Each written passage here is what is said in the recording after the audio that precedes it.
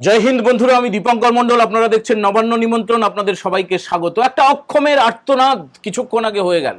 রাজ্যের মুখ্যমন্ত্রী তো কেয়ারটেকার হয়ে গেছেন, তিনি এখন কি বলা যায়, ওটাকে অস্থায়ী মুখ্যমন্ত্রী, বিদায়ী মুখ্যমন্ত্রী বলে আপনারা সম্বোধন করছেন। এটা আক্ষরিক অর্থে, এটা একদম অফিসিয়ালি তিনি বিদায়ী মুখ্যমন্ত্রী, এটাই নিয়ম আর কি। এটা সাংবিধানিকভাবেই বলা হয় যে বিদায়ী মুখ্যমন্ত্রী। তিনি একটা প্রেস কনফারেন্স করলেন তার দলের হয়ে, তৃণমূল কংগ্রেসের হয়ে। শাসক দল তৃণমূল কংগ্রেস 294টা আসনে নয়, 3টে বাদ দিয়েছে। 3টে বাদ দিয়ে যে প্রার্থী তালিকা ঘোষণা করেছে, সেখানে 291 জনের তালিকা ঘোষণা করেছে তৃণমূল কংগ্রেস। তো সেখানে আপনারা কি দেখলেন? সেখানে আপনারা দেখলেন যে পবিত্র কর। আচ্ছা, লোকটাকে দেখলে আপনাদের মনে হয় যে একটা সিংহের সামনে ছুঁচো, মানে হাতির সামনে মশা। পবিত্র কর সে কিনা নন্দীগ্রামে লড়বে শুভেন্দু অধিকারীর বিরুদ্ধে। প্রথমেই আত্মসমর্পণ করে দিয়েছে তৃণমূল কংগ্রেস। গোটা তালিকাটা দেখার কোনো দরকার নেই। তালিকায় ছত্রে ছত্রে প্রত্যেকটা বাছাইতে বোঝা যাচ্ছে যে আমি শুরুতেই গোল খেয়ে গেলাম, আমি শুরুতেই আত্মসমর্পণ করে দিলাম, প্রায় কিছুটা ওয়াক ওভার দিয়ে দিলাম। বেশ কিছু কেন্দ্রে এমন প্রার্থী নির্বাচন করেছে এই তৃণমূল কংগ্রেস যে তার যে প্রতিপক্ষ, মানে যে তালিকা 144 জনের তালিকা ইতিমধ্যে বিজেপি ঘোষণা করে দিয়েছে। দেখুন, যতই বলুন আপনারা বাইনারি বাইনারি, বাইনারিটাই কিন্তু হবে, বাইনারিটাই কিন্তু হবে। যে মেরুকরণের ভোট হওয়ার কথা ছিল সেটাই হবে। সনাতন হিন্দু ধর্মে যারা বিশ্বাস করেন তারা একজোট হবেন, আর একজোট হবেন যারা ভাতা, যারা দুর্নীতিকে প্রশ্রয় দেয়, যারা চুরিকে প্রশ্রয় দেয়, ফেরেববাজিকে প্রশ্রয় দেয়, যারা মিথ্যে কথাকে প্রশ্রয় দেয়, যারা অহংকারকে প্রশ্রয় দেয়, যারা বাংলাকে মানে পশ্চিমবঙ্গকে আলাদা দেশ হিসেবে ভাবে, যারা সবকিছু সংবিধানের ঊর্ধ্বে তাদের পিসি, খালা, আপু বা দিদির কথাকে ভাবে, তাদের পক্ষে কিছু লোক। আর যারা সনাতন হিন্দু ধর্মে, যারা মায়েরা শাঁখা সিঁদুর ব্যবহার করেন, যাদের বাড়ির সামনে তুলসী মঞ্চ রয়েছে, যারা প্রাত্যহিক প্রার্থনা করেন, যারা সান্ধ্যকালীন বিনতি প্রার্থনা করেন, সকালে উঠে যারা গোবর জলের ছড়া দেন, শঙ্খধ্বনি করেন, তারা একটা জোট হবে। এই বাইনারিটা হবে, কিছু করার নেই। পরিষ্কার একটা মেরুকরণের ভোট হবে। এবং আজকে মমতা ব্যানার্জি, যিনি ভবানীপুরের প্রার্থী হতে চলেছেন, মানে হয়ে গেছেন আর কি, তার গলাটা শুনেছেন কেমন ক্লান্ত, অসহায়, আর্তনাদ।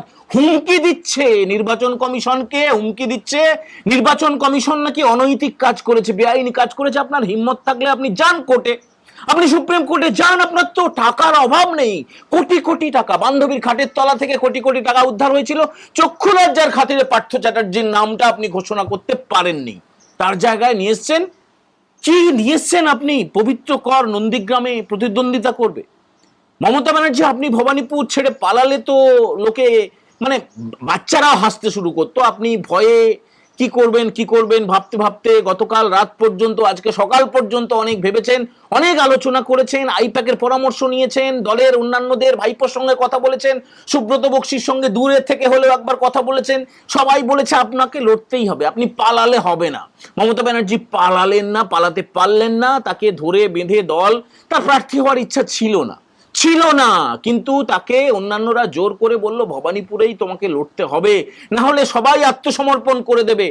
তোমাকে তো আমরা পোস্ট বলে ভাবি, আমরা তো সবাই ল্যাম্প পোস্ট, ফলে পোস্টটা যদি পড়ে যায় তাহলে আর ল্যাম্প পোস্টের কি দাম থাকবে? তোমাকে লড়তে হবে। ফলে ভবানীপুরেই লড়ছেন শুভেন্দু অধিকারীর বিরুদ্ধে মমতা ব্যানার্জি। ইতিমধ্যে যে উচ্ছ্বাসের ছবি শুভেন্দু বাবুর নাম ঘোষণা হয়ে যাওয়ার পর থেকে হয়েছে, সেটা তো আপনারা দেখেছেন। সোহম চক্রবর্তী, যিনি একসময় সিনেমা করতেন, এখনো তিনি দু একটা সিনেমা করেন, বাংলা সিনেমা, তো তাকে পূর্ব মেদিনীপুরের চণ্ডীপুর থেকে পাঠিয়ে দেওয়া হয়েছে করিমপুরে। ভাবতে পারেন, নতুন করে দেবাংশু, কুণাল ঘোষ, তৃণাঙ্কুর। সবচেয়ে যেটা আমি মজা পেয়েছি জানেন তো, একটা নাম, সেই নামটা হচ্ছে, আপনারা শুনেছেন, ঋতব্রত ব্যানার্জি দাঁড়িয়েছে, শ্রেয়া পাণ্ডে মানে সাধন পাণ্ডের কন্যা, তার স্ত্রীকে এবারে টিকিট দেওয়া হয়নি। তো সবকিছুকে ছাপিয়ে গেছে একটা নাম, সেটা হচ্ছে দেবদীপ পুরোহিত। এই দেবদীপ পুরোহিত হচ্ছে পাঁচাটা রিপোর্টার, চোর পোটার যাকে আমরা বলতাম না বারবার, অনেকে ছিল। আমি ভেবেছিলাম চোর পোটারদের আরো বড় একটা অংশ হয়তো টিকিট পেয়ে যাবে, খুব চেষ্টা করেছিল তারা। কিন্তু এই দেবদীপ পুরোহিত, এ হচ্ছে দানটা মেরে বেরিয়ে গেছে। জিততে পারবে কিনা সময় তার উত্তর দেবে। কিন্তু এর একটা গল্প বলি। একবার বিধানসভায় মমতা ব্যানার্জির ঘরে, মানে মুখ্যমন্ত্রীর ঘরে, আমরা রিপোর্টাররা বেশ কয়েকজন বসে আছি। তো তখন ওই আধার কার্ডের বিরোধিতা করছেন মুখ্যমন্ত্রী। আধার কার্ড করো না, আধার কার্ড করলে সমস্ত তথ্য চলে যাবে, সব চুরি হয়ে যাবে, সব গোপনীয়তা নষ্ট হয়ে যাবে। আধার কার্ড করবে না করবে না করে আকাশ বাতাস মুখরিত। তখন এই যে প্রার্থী হয়েছে দেবদীপ পুরোহিত, এই দেবদীপ পুরোহিত টেলিগ্রাফে রিপোর্টার ছিল, তো সে বলল কি, দিদি আপনি বলেছেন আমি আধার কার্ড করিনি। ভাবুন, তার যে বাড়ির বাচ্চা ইংলিশ মিডিয়ামে পড়ে, তার দিদির বা পিসির স্কুলে পড়ে না, তার পিসির স্কুলে না পড়ে ইংলিশ মিডিয়ামে পড়ে, বাচ্চাকে পড়ায়, অথচ মুখে বলছে আধার কার্ড করিনি। আধার কার্ডটা না করলে স্কুলে ভর্তি করালে কি করে? আধার কার্ড না করে তোমার ব্যাংক অ্যাকাউন্টের সঙ্গে তোমার মোবাইল নাম্বার যোগ হলো কি করে? মানে এত মিথ্যে কথা, মানে 5 লিমিট। আপনারা না একটা একটা গল্প শুনবেন, অবাক হয়ে যাবেন, অবাক হয়ে যাবেন যে এত 5 যায়, এত 5 যায়। এই রিপোর্টাররা যারা সাংবাদিকতার নামে তারা এইভাবে চাটতে পারে। তো সেই 5 একজন রিপোর্টার, তাকে টিকিট দিয়েছে মমতা ব্যানার্জি। আর যেটা তার দু রকমের মুখ দেখুন, একবার এক কথা বলে, আরেকবার আরেক কথা বলে। তার যেটা বক্তব্য যে এই রাজ্যের সমস্ত অফিসার, আইএএস আইপিএস অফিসার সবাই তার অনুগত, সবাই তার নিজের লোক, তাহলে আপনি কেন প্রতিবাদ করছেন, কেন এইভাবে হিংসামূলক উস্কানিমূলক কথাবার্তা বলছেন ইলেকশন কমিশনের নামে? এইভাবে বদলি করে দিল, ওইভাবে বদলি করে দিল, মধ্যরাত্রে বদলি করে দিল, একে কেন ছাঁটাই করলো? ওরা বাংলা বিরোধী, ওরা মুসলিম বিরোধী, ওরা হিন্দি বিরোধী, সব নাকি বিরোধী, আর উনি সবার প্রেমী। অথচ এই বদলি নিয়ে তিনি কি বললেন, তিনি কি বলেছেন, সব একদম কোট আনকোট বলছি, সব অফিসারই আমার অফিসার বলছেন। কালীঘাটে নিজের বাড়িতে প্রেস কনফারেন্স করে তালিকা প্রকাশের খানিকক্ষণ আগে তৃণমূল নেত্রী মমতা ব্যানার্জি বলছেন সব অফিসারই আমার অফিসার। তাহলে টোন ডাউন করেই বলছেন, তার গলাটা শুকিয়ে গেছে, বারবার জল খেতে হচ্ছে। আসুন না লড়াই করি রাজনৈতিকভাবে, মানে বিজেপির উদ্দেশ্যে বার্তা। তার টোনটা কত ডাউন হয়েছে দেখুন। এবং ব্রিলিয়ান্ট খেলা খেলছে কমিশন, তার সত্যি যে ঘুম উড়ে গেছে সেটা আপনারা পরিষ্কার বুঝে গেলেন। কমিশন যে বদলিগুলো করেছে, chief secretary, home secretary, DG, ADG, law and order, যে 19 জনের তালিকা এর আগের এপিসোডে আপনাদেরকে জানালাম, একাধিক সিপি, একাধিক এসপি, তাদেরকে বদলি করা হয়েছে। এরপরে আসছে ডিএম, এরপরে আসছে এসডিও, এরপরে আসছে বিডিও। সাদা খাতায় যারা দুর্নীতি করে বেনিয়ম করে চাকরি পেয়েছে, শুধু পিসির পা চাটে, তাদেরকে এবারে সরানো হবে, কোনো নির্বাচনের কাজে লাগানো হবে না। জগদীশ প্রসাদ মিনা, সে তো তিরুচিরাপল্লীর উদ্দেশ্যে রওনা হতে হবে, তাকে বলে দিয়েছে নির্বাচন কমিশন। আর পিসি বলছেন ইসিআইকে যে আপনারা খেলছেন বিজেপির পক্ষে, আপনারা সরাসরি খেলুন। মানে কিরকম অক্ষমের আর্তনাদ সেইটা বলছি।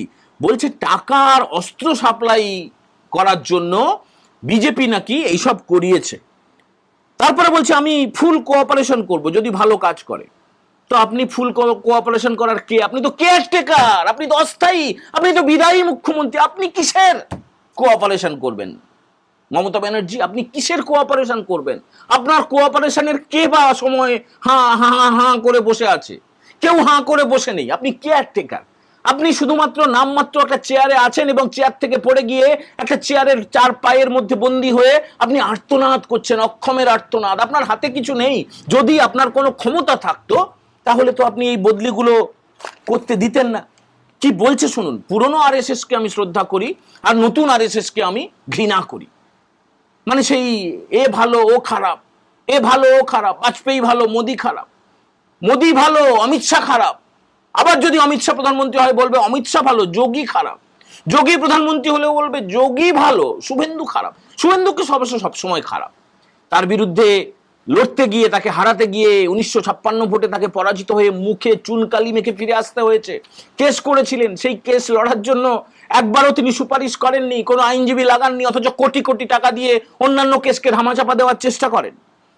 কিরকম হিংসাত্মক কথা বলছে দেখুন, কিরকম অনৈতিক কথা বলছেন, অসাংবিধানিক কথা বলছেন। এই কেয়ারটেকার বিদায়ী মুখ্যমন্ত্রী বলছেন বিজেপি টুটি চিপে ধরবেন। টিপে দেখুন না, দেখুন না, এমসিসি লাগু হয়ে গেছে, আদর্শ আচরণবিধি। আপনার পা চাটাগুলো আর কিছু করতে পারবে না। একবার কেউ টুটি চিপে ধরার চেষ্টা করুক।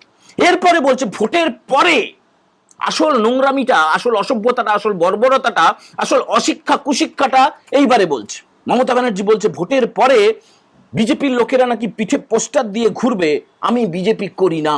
এখন থেকে একটা প্রচ্ছন্ন হুমকি। ক্ষমতা থেকে চলে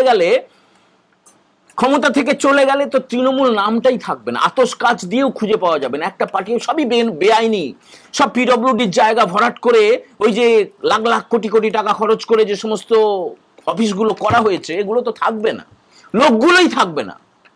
আর আপনি হুমকি দিচ্ছেন যে ভোটের পরে বিজেপির কর্মী সমর্থক নেতাদেরকে পিঠে পোস্টার দিয়ে ঘুরতে হবে, আমি বিজেপি করি না। এই অক্ষমের আর্তনাদ, 291টা সিট আর পাহাড়ের 3টে সিট ছেড়ে দিয়ে মমতা ব্যানার্জি যে প্রার্থী তালিকা ঘোষণা করেছেন, আপনারা নিশ্চয়ই কেউ কেউ জেনে গেছেন। আমাদের সেই রুচিটা হলো না যে প্রার্থী তালিকাটা দেখাই। আপনারা কি মনে করছেন কটা আসন পাবে? মমতা ব্যানার্জি তো বলছেন 226টার বেশি আসন পাবো। 294টা কেন পাবেন না? আমার তো সেটাই প্রশ্ন। বা 594টা কেন পাবেন না? 226টার বেশি আসন পেয়ে যাবে। আর বাকিরা কি করবে? ললিপপ চুষবে, লজেন্স খাবে। হাস্যকর, এর চেয়ে আর কিছু হতে পারে না। আপনারা বন্ধুরা কি মনে করছেন তৃণমূল কটা পেতে পারে?